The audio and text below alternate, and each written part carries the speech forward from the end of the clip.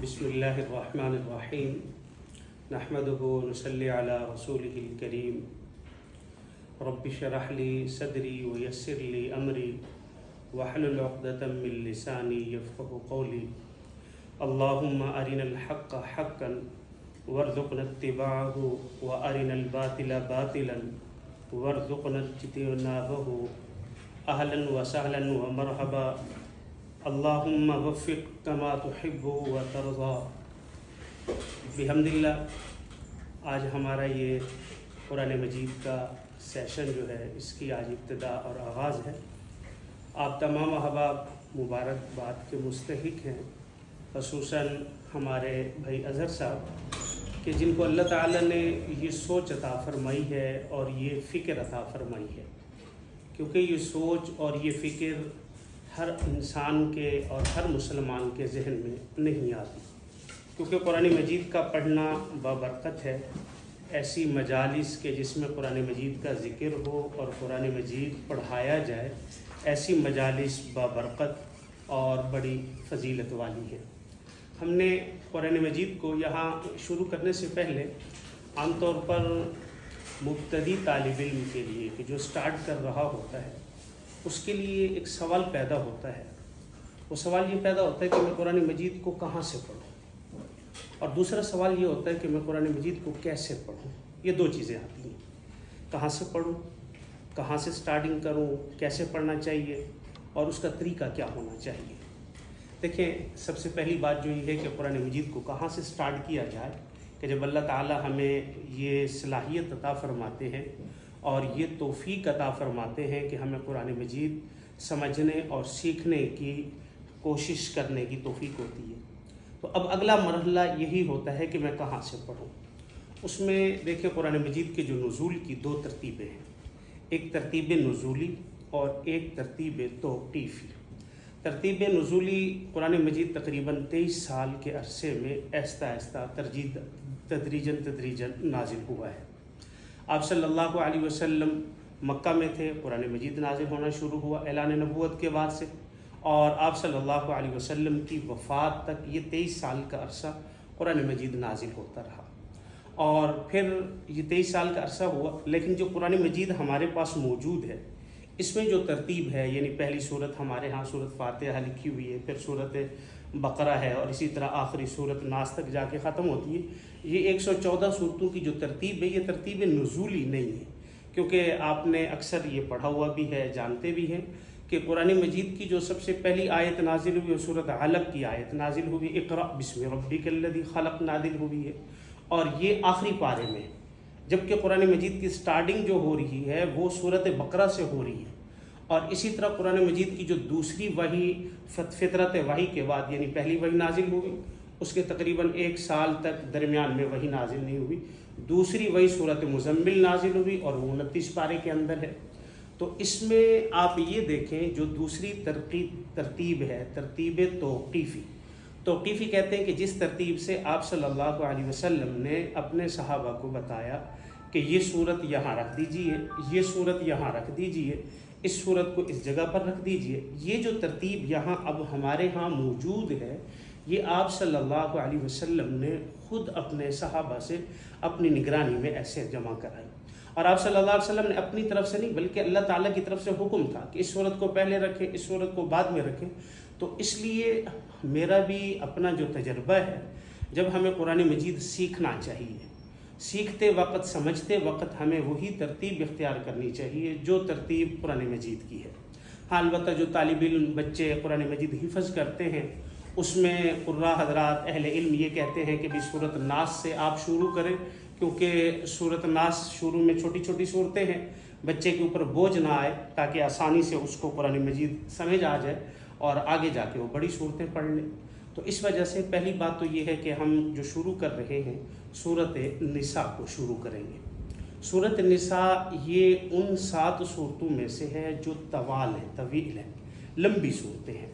پہلی قرآن مجید کی صورت بقرہ سے لے کر صورت توبہ تک یہ صورتیں جو ہیں یہ بہت لمبی صورتیں ہیں، اور پھر اس کے بعد کچھ درمیانی ہیں، پھر کچھ مختصر صورتیں ہیں، لیکن یہ پہلی لمبی صورتیں ہیں۔ حضرت عائشہ رضی اللہ تعالی عنہ کی ایک حدیث ہے، حضرت عائشہ فرماتی ہیں کہ जनाब रसूलुल्लाह सल्लल्लाहु अलैहि वसल्लम ने फरमाया कि जिस शख्स ने ये 7 सूरतें समझ ली, पढ़ ली, सीख ली, वो एक अहले इल्म हो गया, आलिम बन गया, वो सबसे बड़ा आलिम बन गया, यानी उसका शुमार अहले इल्म में आ गया है। और फिर इसी के साथ सूरतें यहाँ हैं, यहाँ सूरतों की 2 कैटेगरियाँ हैं। एक सूरतें मक्की हैं और कुछ सूरतें ऐसी हैं जो मदनी हैं। पूरे कुरान मजीद के अंदर या मक्की सूरतें होंगी या मदनी सूरतें होंगी। तो इसलिए हमें इब्तिदा में पहले ज़रा जानना चाहिए कि मक्की सूरतें क्या हैं और उसमें किस किस्म के अहकाम होंगे, और मदनी सूरतें क्या हैं और उसमें किस किस्म के अहकाम होंगे। तकरीबन जो मक्की सूरतें हैं वो 86 सूरतें हैं और जो मदनी सूरतें हैं वो 28 सूरतें हैं। मक्का आप सल्लल्लाहु अलैहि वसल्लम ने 13 साल गुजारे और मदीना मुनव्वरा में आप सल्लल्लाहु अलैहि वसल्लम ने ऐलान नबूवत के बाद जब हिजरत की तो आपने 10 साल गुजारे। तो यहाँ 13 साल में 86 सूरतें और यहाँ 10 साल में 28 सूरतें हैं। और मक्का के अंदर जो उस वक़्त हालात थे वो इब्तिदा था इस्लाम का, और इब्तिदा के इस्लाम में मुशरिकीन मक्का भी थे, वहाँ जालिम भी थे, जाबिर लोग भी थे, नाइंसाफ भी थे, एक दूसरे के साथ जुल्म करने वाले, कता ताल्लुक़ करने वाले। सबसे ज़्यादा जो बीमारी उस वक़्त थी वो शिर्क की थी, बुतों की थी। आपने ख़ुद तारीख़ के अंदर पढ़ा होगा, जब बैतुल्लाह को फ़तह किया गया तो उस वक़्त बैतुल्लाह के अंदर काफ़ी तादाद में बुत मौजूद थे। आप सल्लल्लाहु अलैहि वसल्लम ने सहाबा के ज़रिए वो बुत गिरवाए। तो इसलिए जो मक्की सूरतें हैं उनमें ज़्यादातर तौहीद को बयान किया गया है, शिर्क से मना किया गया है, जुल्म से मना किया गया है, इंसाफ का हुक्म दिया गया है।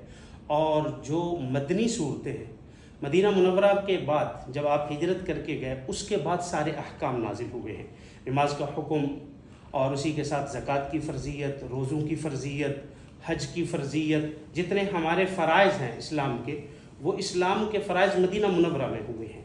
तो जब ये मदीना मुनव्वरा में हुए हैं तो जो मक्की सूरतें हैं उनमें तौहीद और जो मदनी सूरतें हैं उनके अंदर अहकामात ज़्यादा हैं। और हमारे इसी तरीके से जब आप सल्लल्लाहु अलैहि वसल्लम मदीना मुनव्वरा गए तो वहाँ आप सल्लल्लाहु अलैहि वसल्लम ने तिजारत भी की। मदीना के जब सहाबा वहाँ तशरीफ़ ले गए तो आपने मुआख़ात भी कराए, फरमाया कि ये सहाबी फ़लाँ सहाबी के भाई है, ये सहाबी फ़लाँ सहाबी का भाई है, और आपने उनके साथ भाईचारा कराया और कारोबार हुए, मदीना के बाज़ार हुए। यानी ये सारी चीज़ें, ये अहकाम ज़्यादातर किन सूरतों में हैं? ये मदनी सूरतों में हैं। तो इसलिए हम जो ये सूरत शुरू कर रहे हैं ये सूरत निसा है। वैसे निसा ये औरतों को कहते हैं और ये वाहिद सूरत है जो औरतों के नाम पर है। कुरान मजीद में कोई ऐसी सूरत नहीं है जो मर्दों के नाम पर हो, ऐसी कोई सूरत नहीं है। यानी ये एजाज़ औरतों को हासिल है कि अल्लाह रब्बुल इज़्ज़त ने उनके नाम पर ये सूरत नाजिल फरमाई। आमतौर पर जो सूरत का नाम रखा जाता है वो इस वजह से रखा जाता है कि जो अहकाम उस सूरत के अंदर होते हैं या उस सूरत के अंदर जिस चीज़ का तज़किरा होता है या जो अल्फाज उस सूरत के अंदर होते हैं उनमें से किसी एक लफ्ज़ का इंतखाब करके वो सूरत का नाम रख दिया जाता है। तो क्योंकि इस सूरत के अंदर औरतों के अहकाम थे, इसके अलावा और जगह भी औरतों के अहकाम हैं, लेकिन जो ये सूरत है इस सूरत के अंदर तफसील से ख़वातीन के अहकाम बयान किए गए हैं। तो इस वजह से इस सूरत का नाम क्या रखा गया है? सूरत निसा रखा गया है। और दूसरा, इस सूरत निसा के 24 रुकू हैं। रुकू ये छोटे छोटे हिस्से हैं। कुरान मजीद आप कभी पढ़ के देखते होंगे तो उसके ऊपर आइन का निशान लगा हुआ होता है, यानी ये एक मकदार है, इतनी मकदार आप नमाज में तिलावत के लिए कर सकते हैं। जब इतनी तिलावत आप कर लें फिर आप रुकू कर लें। तो और इसके 24 रुकू हैं और 176 आयात है इस सूरत की। तो इसलिए इसमें जो सबसे पहले जो अहकाम बयान किए गए हैं, देखिए मैं पहली आयत पढ़ता हूँ, आप ज़रा इसको गौर से देखिएगा। बिस्मिल्लाहिर्रहमानिर्रहीम। या अय्युहन्नासुत्तक़ू रब्बकुमुल्लज़ी ख़लक़कुम मिन नफ्सिन वाहिद व ख़लक़ मिन्हा ज़ौजहा व बस्सा मिन्हुमा रिजालन कसीरन व निसाअ वत्तक़ुल्लाहल्लज़ी तसाअलून बिही वल अरहाम इन्नल्लाह काना अलैकुम रक़ीबा। ऐ लोगो, अपने परवरदिगार से डरो जिसने तुम्हें एक जान से पैदा किया और उसी से उसकी बीवी को पैदा किया, उन दोनों से बहुत से मर्द और औरतें फैला दी। उस अल्लाह से डरो जिसके नाम पर एक दूसरे से मांगते हो اور رشتے ناتے توڑنے سے بھی بچو، ان اللہ کان علیکم رقیبا، بے شک اللہ تعالیٰ تم پر نگہبان ہے۔ یہاں اللہ تعالیٰ نے سب سے پہلے انسان کی تخلیق کا ذکر کیا ہے کہ انسان کو کس نے پیدا کیا۔ ایک جان سے اللہ تعالیٰ نے حضرت آدم علیہ نبینا علیہ الصلوۃ والسلام کو اللہ تعالیٰ نے پیدا کیا، پھر اللہ تعالیٰ نے ان کی پسلی سے، بائیں پسلی اور بائیں پسلی بھی جو سب سے اوپر والی چھوٹی پسلی ہے، اس پسلی سے اللہ رب العزت نے حضرت حوا رضی اللہ تعالیٰ، حضرت حوا علیہ الصلوۃ والسلام کو پیدا کیا۔ پھر حضرت حوا اور حضرت آدم علیہ نبینا علیہ الصلوۃ والسلام سے آگے کافی سارے مرد اور عورتیں پیدا کی، یعنی یہ ساری نسل جو ہے یہ کس سے چلی ہے؟ یہ حضرت آدم سے چلی ہے۔ اب یہاں تھوڑی سی ایک بات یہ دیکھیے کہ اللہ تعالیٰ نے حضرت آدم کو مٹی سے پیدا کیا اور حضرت حوا کو آدم کی پسلی سے پیدا کیا۔ تو اسی وجہ سے عورت کی جتنی ضروریات ہیں اکثر ضروریات مرد کے تابع کرتی ہیں۔ کیوں؟ اس لیے کہ عورت پیدا کس سے ہوئی ہے؟ حضرت آدم کی پسلی سے، اور مرد کی ضروریات زمین سے لگا دی ہیں، کیونکہ زمین سے حضرت آدم علیہ الصلوۃ والسلام کو مٹی سے پیدا کیا ہے۔ اب دیکھیں کہ انسان جو ہے جتنی خوراک استعمال کرتا ہے وہ زیادہ تر زمین سے ہی اگتی ہیں، مٹی ہے، اناج ہیں، پھل ہیں، باقی چیزیں ہیں، اور اس کا زیادہ تر لگاؤ بھی کسی کے ساتھ ہے؟ اس مٹی کے ساتھ ہے۔ تو اس وجہ سے اللہ تعالیٰ نے جہاں سے اس کو پیدا کیا اس کی ضروریات بھی اسی کی طرف منتقل کر دیے ہیں۔ اور اس کے بعد جو اگلی آیت ہے، اگلی آیت میں اللہ رب العزت نے یتیموں کے احکام بیان فرمائے ہیں۔ یتیموں کے احکام دیکھیں، یتیم کسے کہتے ہیں؟ دو چیزیں ہیں۔ یتیم جس کے والد کا انتقال ہو جائے اور وہ نابالغ ہو۔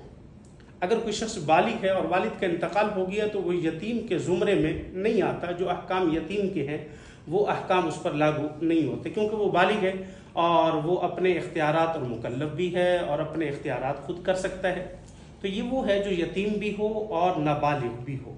تو اس کے احکام یہ بیان کیے ہیں کہ اگر کسی شخص کا والد فوت ہو جاتا ہے اور پھر اس کے جو چاچا ہیں یا اس کے ماموں ہیں یا اس کے کوئی اور ولی سرپرست جو رشتہ دار ہوں، تو ان کے بارے میں احکام یہ ہوئے کہ آپ ان کے مالوں کو تبدیل نہ کریں، آپ ان کے مالوں کو کھائیں نہیں، یا آپ ان کے مالوں اپنے برے مالوں کے ساتھ، خبیث مالوں کے ساتھ ان کے طیب مال یعنی اچھے مالوں کو تبدیل نہ کریں۔ کیوں؟ اس لیے کہ عرب کے اندر یہ رواج تھا کہ اگر کسی کا والد فوت ہو جاتا، کوئی دوسرا سرپرست ہوتا تو وہ اس کے سارے مال کا خود مالک بن جاتا تھا۔ تو اس وجہ سے آپ اللہ رب العزت نے یہ فرمایا۔ کیوں؟ اس لیے کہ آگے اسی کے ساتھ فرمایا کہ اگر تم یہ مال کھا لو گے، اِنَّهُ كَانَ حُوبًا كَبِيرًا، یہ اگر یتیم کے مال آپ کھا لو گے تو یہ بہت بڑا گناہ ہے۔ حُوبًا كَبِيرًا، یہ بہت بڑا گناہ ہے، یہ کوئی عام بات نہیں ہے۔ اور پھر فرمائے کہ تم ڈرو، ان خفتم، فرمائے کہ تم ڈرو یتیموں کے بارے میں۔ اور یتیموں، اگر اس میں ایک بات یہاں مسئلہ ہے کہ اگلا جو مسئلہ بیان کیا گیا ہے کہ اگر یتیم میں سے کوئی عورت ہے اور کوئی ولی اس سے نکاح کرنا چاہتا ہے، یعنی جو اس کا سرپرست ہے اور وہ اس کا محرم نہیں ہے، مثال کے طور پر اگر کوئی بچی ہے، والد فوت ہو گیا ہے اور اس کا سرپرست چچا کا بیٹا ہے، تو وہ اس سے نکاح کرنا چاہتا ہے، تو اس کے بارے میں بھی قرآن مجید نے اسے آگاہ فرمایا ہے۔ بھئی ایسے نہیں ہے کہ چلو آپ کہیں کہ یہ آپ کے سرپرستی میں ہے تو آپ جیسے چاہیں اور جس طریقے سے اس سے رکھیں کہ اس کی کوئی بات سننے والا ہی نہیں۔ تو قرآن مجید نے سب سے پہلے آگاہ فرمایا کہ اگر آپ اس پر انصاف کر سکتے ہو تو آپ اس کے ساتھ نکاح کرو۔ اگر آپ اس کے ساتھ انصاف نہیں کر سکتے، صرف آپ اس غرض سے اس سے نکاح کر رہے ہیں کہ بھئی اس کی جو جائیداد ہے، اس کا جو مال ہے وہ میرے پاس رہ جائے گا، اس کو میں استعمال کرتا رہوں گا اور یہ میرے گھر میں رہے گی، کام کاج کرتی رہے گی اور باقی کچھ نہیں، تو اس وجہ سے فرمایا کہ پہلی شرط قرآن مجید نے یہی لگائی کہ اگر آپ اس عورت کے ساتھ جو آپ کی کفالت میں ہے اور یتیم ہے، آپ اس کے ساتھ انصاف کر سکتے ہیں تو آپ ان کے ساتھ شادی کریں، اور اگر آپ انصاف نہیں کر سکتے پھر اگلا آپشن قرآن مجید نے دیا ہے۔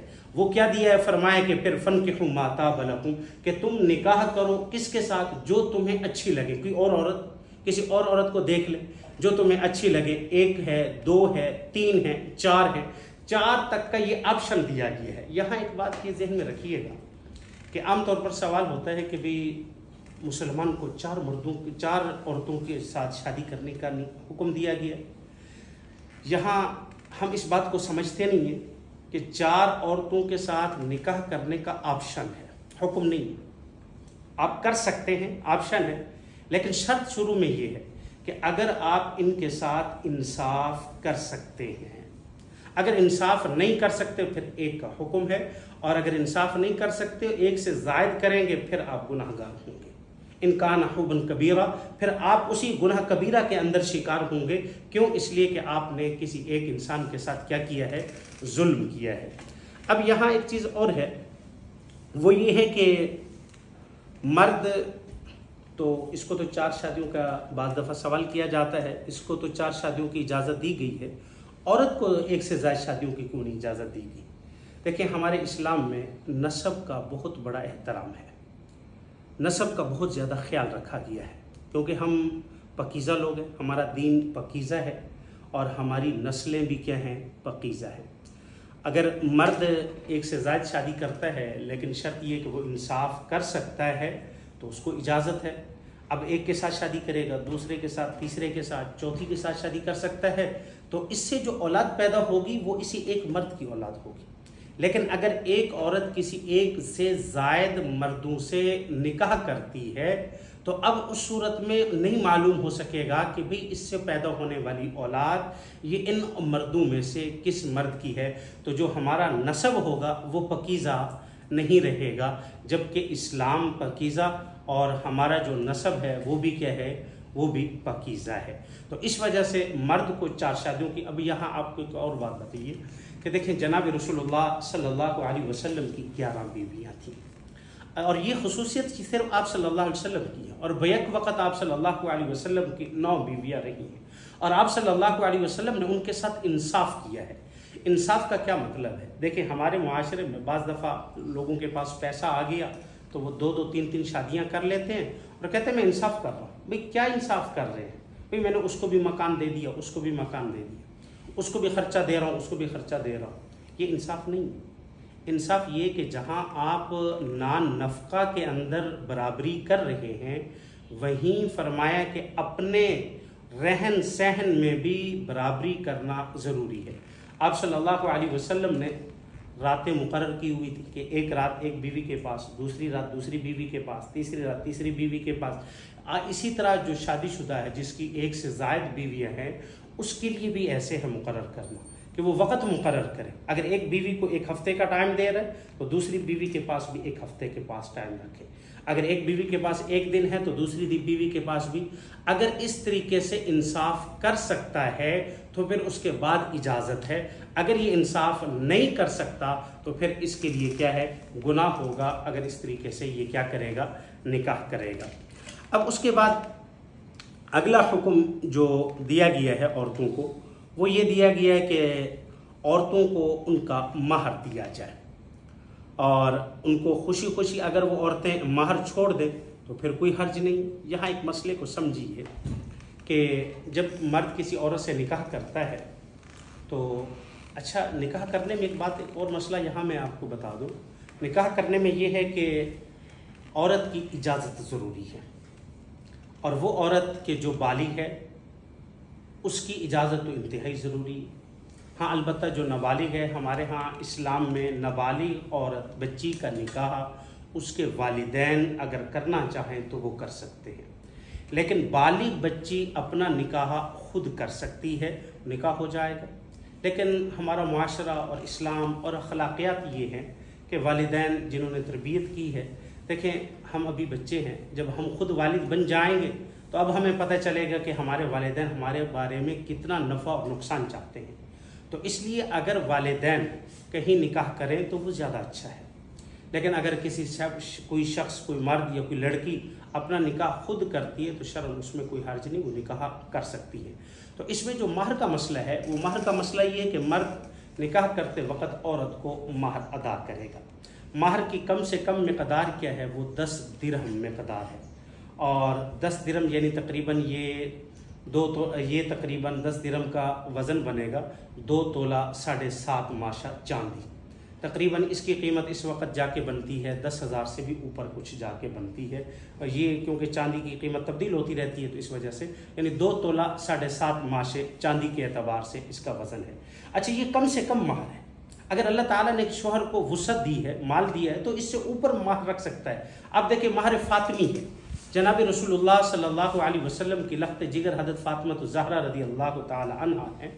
اب انہوں نے حضرت علی رضی اللہ تعالی عنہ سے نکاح کیا ہے، تو ان کا مہر فاطمی 500 درہم مقرر کیا گیا ہے، اور 500 درہم کا آج کے ساتھ مقابلہ کیجئے 25-26 لاکھ روپیہ بنتا ہے، تو 40 لاکھ، تو اتنی مقدار جا کے بنتی ہے۔ تو اب اگر کوئی 40 لاکھ کسی کا مہر مقرر کرے تو یہ مہر فاطمی یہ بھی سنت ہے، یعنی مقصد یہ ہے کہ یہ فضول خرچی نہیں۔ اگر اللہ تعالیٰ نے مال دیا ہے تو اس مال میں مہر میں مقرر کرنے میں کوئی حرج نہیں ہے۔ اچھا، ہمارے معاشرے میں جب نکاح کیا جاتا ہے تو نکاح فارم میں کچھ چیزیں لکھوائی جاتی ہیں۔ اگر اس میں ایک بات یہ ہے کہ اگر یہ شرائط مہر میں لکھوائی جائے تو وہ زیادہ بہتر ہے۔ مثلا بسا اوقات یہ ہوتا ہے کہ 2 تولہ سونا دیا جائے، ایک پلاٹ دیا جائے، تو اگر اس عورت نے مہر میں لکھوایا کہ بھئی مجھے مہر میں اتنے پیسے دیے جائیں، اتنا یہ پلاٹ دیا جائے، اتنا سونا دیا جائے، یہ شرعاً جائز ہے، کوئی حرج نہیں۔ اور اگر اس کے علاوہ شرائط میں لکھوایا اور شوہر ان شرائط پر راضی ہے تو یہ گویا ہے کہ وعدہ ہے۔ وعدہ کیا ہے کہ میں اس شرط پر آپ سے وعدہ کر رہا ہوں کہ آپ مجھ سے نکاح کریں اور اس کے بدلے میں آپ سے یہ کروں گا، یہ کوئی حرج نہیں۔ جیسے ایک حدیث میں آتا ہے، حدیث قیس کے نام سے ایک حدیث ہے، آپ صلی اللہ علیہ وسلم جب مکہ سے مدینہ کی طرف ہجرت کر کے آئے ہیں تو آپ صلی اللہ علیہ وسلم کے ایک صحابی تھے جن کو قیس، مہاجر قیس، ان کا نام ایک اور تھا لیکن مشہور مہاجر قیس کے نام سے تھے۔ تو وہ مکہ مکرمہ میں تھے۔ جب وہ مکہ مکرمہ میں تھے تو مدینہ منورہ میں ایک عورت تھی، ان کو محبت ہو گئی اور انہوں نے پیغام نکاح۔ محبت ہو جانا کوئی بری بات نہیں، لیکن یہ ہے کہ آگے اس تعلق کو غلط نبھانا وہ برا ہے۔ تو انہوں نے پیغام نکاح بھجوائے اور انہوں نے یہاں شرط یہ لگائی کہ میں نکاح اس شرط پہ کرتی ہوں کہ آپ مکہ سے مدینہ کی طرف ہجرت کر کے آئیں۔ تو وہ صحابی مکہ کو چھوڑ کر مدینہ آ گئے اور انہوں نے آ کے نکاح کیا۔